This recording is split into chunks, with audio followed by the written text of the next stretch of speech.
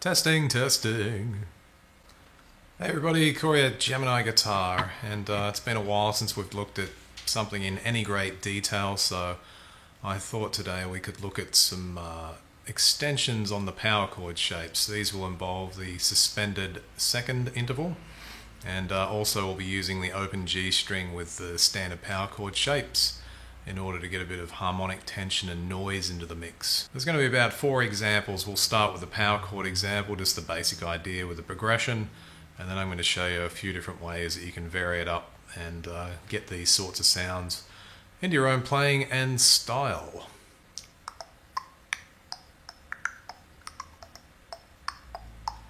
Right, so the first thing we're going to look at are the standard power chord shapes, and obviously many of you will know this sort of thing, but I'm going to start with this because I want to demonstrate that we can add some simple alterations just to come up with more interesting sounds, as is normally the case with the guitar. So the standard power chord shapes we'll be using are F, G, and A5. Okay, so the progression itself works from our F to the G to the A back to the G, and then it simply keeps repeating itself. And it'll sound a bit like this.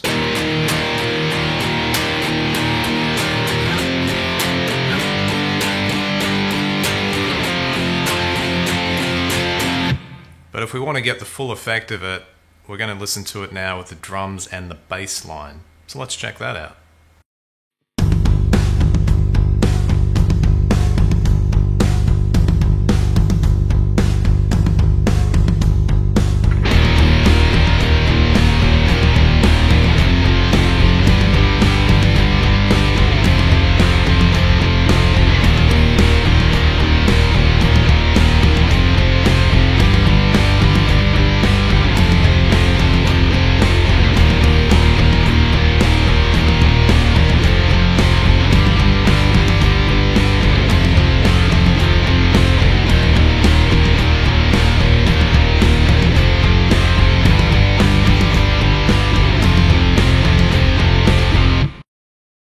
So the next thing to do is to alter these a little bit. Now the first thing that I like to do in this sort of situation is go for the open string path. So in this case what we're going to do is we're going to add the open G string to the power chord. So this is very simple as long as you remember that your first finger has to clear that third string in order for it to ring out.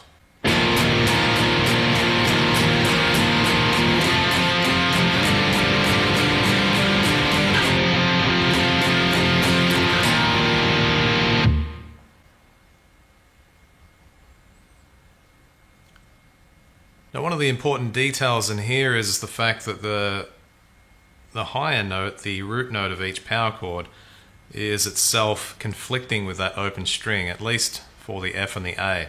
So for example, when we have the F note here on the D string, which is a part of our F power chord, with the G string, and the reason this is the case is because the G note is the major second interval from the root note, which is the F note. So they're very close together, and this is what you find with intervals that are close together played on separate strings. Now in the case of the G5 there's unison because we have the G note as our root octave plus the open third string. So in this case we get just more of a bolstering effect into the chord.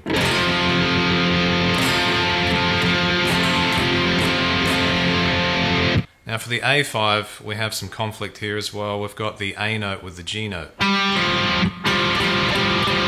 So this is like in reverse to the first example where we had the F and the G played together. So in this case the intervallic distance is the same, it's just operating from the higher into the lower.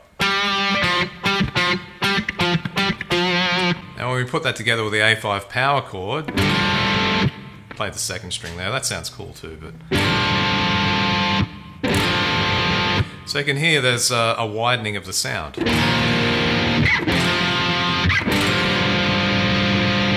This is a little reminiscent of some prong, Tommy Victor, one of my favourite guitarists, and I think there was a track off the Cleansing album with voicing similar to this. I can't remember the name of the track, but definitely a bit of an influence there.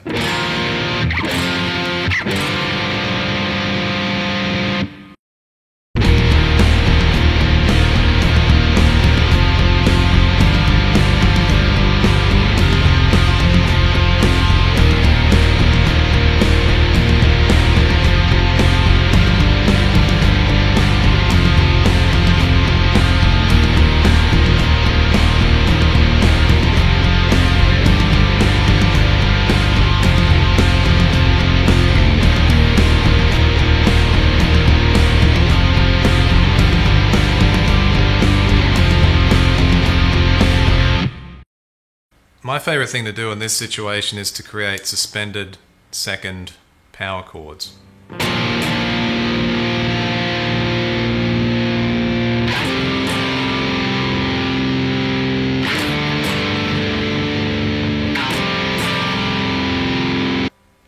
So in this case, we've got our root note, our fifth, and up here, and this is a stretched out shape, we've got that second. Now remember that a suspended second is simply replacing the third of the chord with the second instead. Now these aren't just exclusive to, say, shoegaze or that metallic shoegaze style. You'll often hear metal bands use these. I've heard Dream Theater use them in their rhythm parts. So they do come up in different styles. Now all you're doing there is just moving that shape. It gets easier as you move across. So I recommend using the middle finger here, in the middle. Third finger, possibly for some of you who have really long fingers.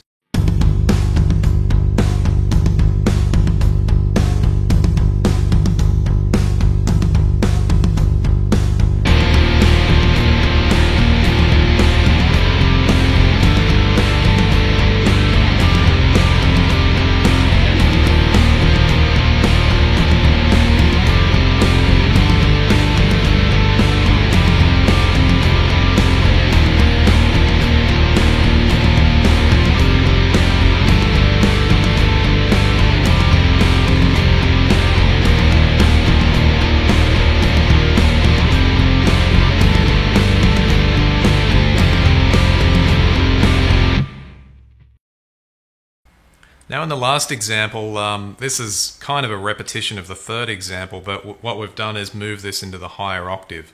So if we begin on the A string instead of the E string at the 8th fret, we have the F note.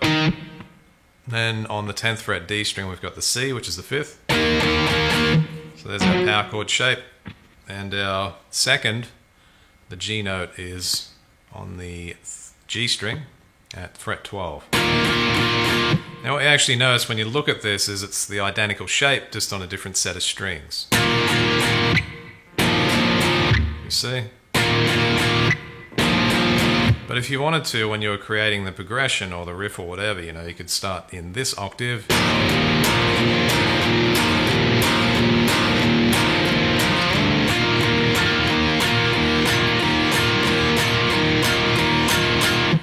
Into that octave, you see. So you've got to use these little tricks because what we're doing here is not very complicated, it's not very technical.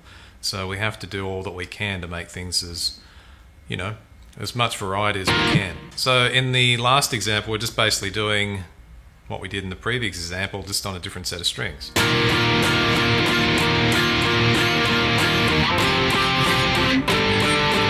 Now what I find here is, and this is interesting, is that because we're the frets are closer together here, you may find that you want to go back to using third finger instead of middle there. And that's fine. I tend to do that myself.